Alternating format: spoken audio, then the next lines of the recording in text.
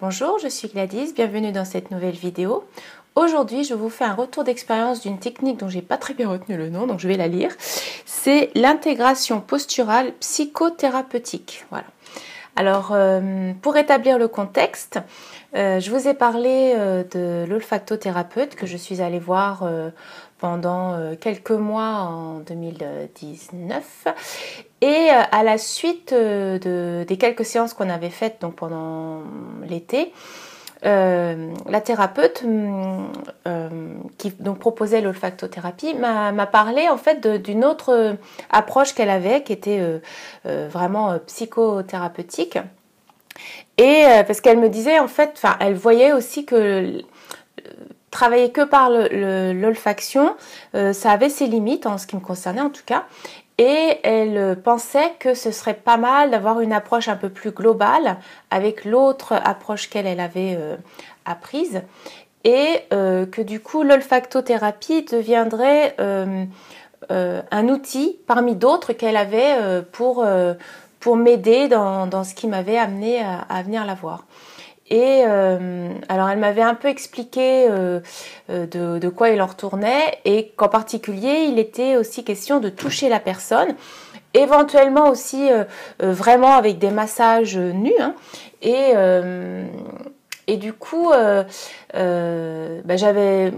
comme j'avais vraiment un bon feeling avec cette personne, j'ai accepté, alors avec de l'appréhension, mais j'ai accepté parce que le côté aussi de réapprivoiser le toucher m'intéressait beaucoup. Et donc on a démarré à partir d'octobre, donc 2019. Et alors ça se passait à son cabinet, en fait c'était un petit local dans une ancienne cave voûtée, donc ça avait un côté très cosy, très lumière tamisée, et donc au départ on avait une séance, il me semble, c'était une séance par mois minimum, parce que plus ça faisait trop éloigné, on perdait un peu la dynamique de la thérapie et des échanges qu'on pouvait avoir. Et c'était des séances qui normalement duraient 1 heure ou 1 heure et demie, mais souvent on dépassait l'horaire. Et donc j'ai fait ça avec elle pendant 9 mois. Seulement au printemps en fait il y a eu le confinement, ce qui fait que là elle a fait preuve d'adaptation et plutôt que d'arrêter, en fait on a mis en place des séances par visio.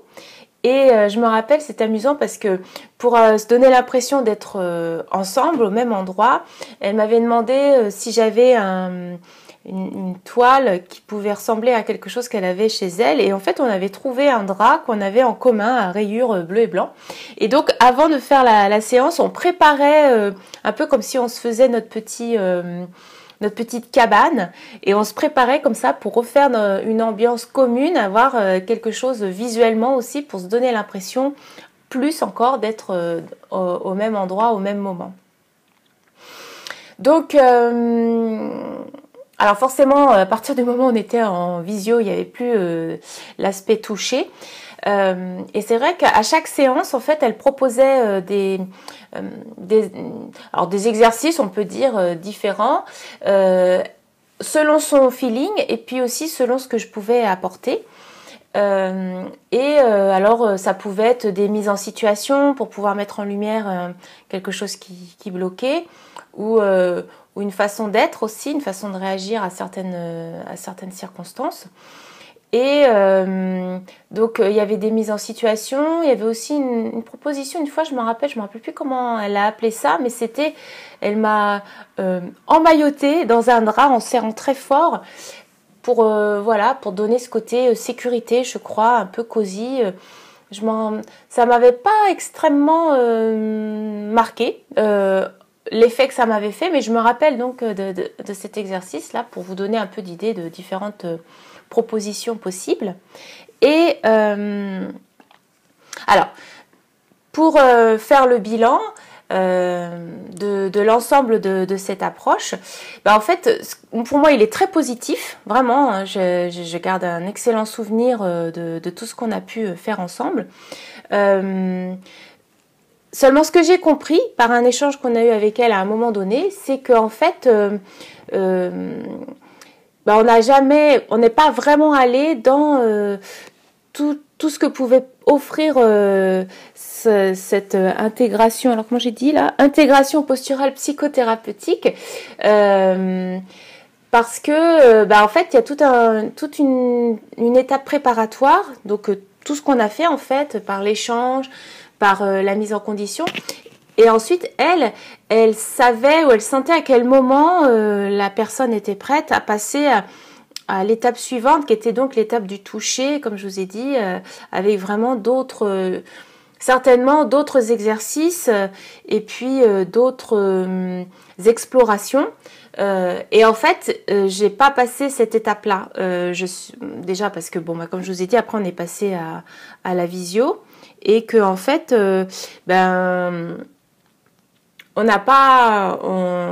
moi j'ai pas été au stade où elle a senti que j'étais assez en confiance pour pouvoir passer à l'étape suivante.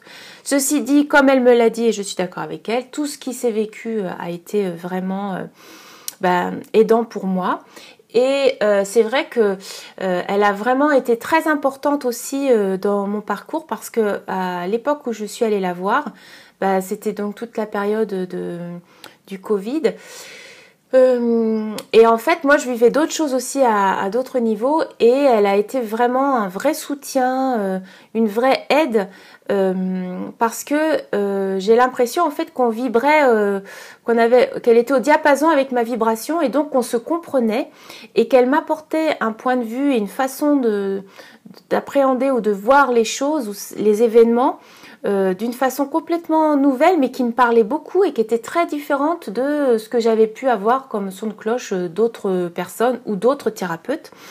Et vraiment ça m'a fait du bien, mais c'est vraiment au-delà de l'explication parce que c'est vraiment un ressenti où ça me faisait vraiment, ça apaisait une partie en moi parce que je sentais qu'on se comprenait et que elle n'était pas du tout dans le jugement, qu'elle était dans l'accueil de ce que je vivais et qu'elle était dans un soutien du processus en fait, sans avoir d'attente particulière de ce que j'étais censée faire ou de ce vers quoi j'étais censée aller ou arriver. Aujourd'hui encore, je pense souvent à des choses qu'elle m'a dites parce que je me rends compte que maintenant je comprends certaines choses qu'elle m'expliquait qu'à l'époque je comprenais peut-être à un certain niveau mais pas aussi profondément que maintenant, et maintenant je le comprends de mieux en mieux. Et c'est aussi elle qui appuyait sur le fait que en fait la technique c'est quelque chose mais le plus important c'est la personne. Et comme je vous l'ai déjà dit dans d'autres vidéos, il y a vraiment des moments où j'ai vraiment senti à quel point c'était juste cette remarque. Même si à l'époque où elle me le disait, je ne le comprenais pas autant que ça. Maintenant, je le comprends. Mais parfois, on va voir la personne aussi pour la technique qu'elle a. Ça veut dire les deux peuvent être très importantes. Ceci dit, je pense vraiment que quelle que soit la technique ou la thérapie à laquelle elle se serait formée, en effet, toutes les deux, il se serait passé quelque chose de fort parce qu'on avait quelque chose qui passait bien et qui faisait que ça aidait vraiment le processus, en tout cas pour moi. Donc le bilan est très positif. C'est vrai que quand je suis arrivée là où je suis maintenant, j'ai regardé s'il y avait d'autres personnes qui proposaient cette approche. Il y en a, mais pas tout à côté quand même, ça nécessitait de faire pas mal de route. Et puis au final, j'ai suivi d'autres pistes parce que vraiment, c'était cette personne-là, dans ce contexte-là, qui faisait que ça l'avait fait pour moi et pas la technique justement. Même si du coup, je la connais pas non plus, puisque je la connais pas en profondeur puisque je n'ai pas pratiqué toute l'étendue de ce que peut proposer cette intégration posturale psychothérapeutique. On a arrêté en fait parce que justement la distance faisait que au niveau de l'énergie, au niveau de plein d'éléments, tout d'un coup on a senti que c'était plus juste de continuer et c'est pour ça qu'on a mis un terme à cette collaboration. Mais j'en garde un excellent souvenir, j'ai vraiment une grande tendresse pour cette période-là et pour cette thérapeute parce que elle a vraiment été d'une grande aide sur mon chemin et à l'époque où je traversais des choses vraiment compliquées pour moi. et où j'ai vraiment eu une oreille attentive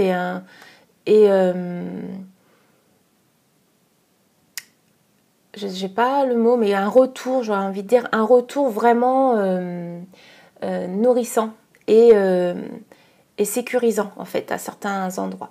Donc c'était vraiment une excellente rencontre que j'ai faite à cette époque.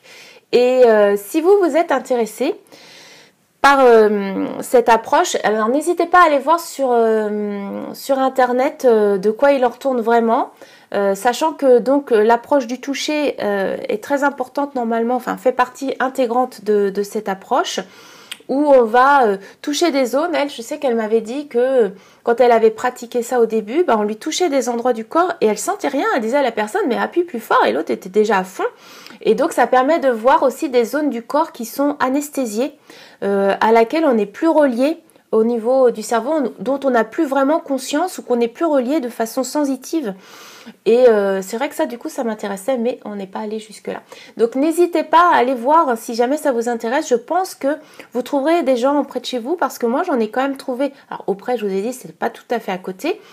Mais si j'avais été prête à faire de la route et si vraiment cette technique en tant que telle m'intéressait, voilà, j'aurais trouvé des gens à côté pour aller une fois par mois. Donc voilà en ce qui concerne cette thérapie et cette thérapeute. Alors comme d'habitude, je vais l'informer donc de cette vidéo, et si ça lui dit, je mettrai ses coordonnées sous la vidéo. Donc n'hésitez pas à revenir voir d'ici quelques temps si jamais j'ai eu cette info supplémentaire. Donc je vous remercie de votre présence, de votre écoute, et je vous dis à bientôt pour une prochaine vidéo. Merci à vous.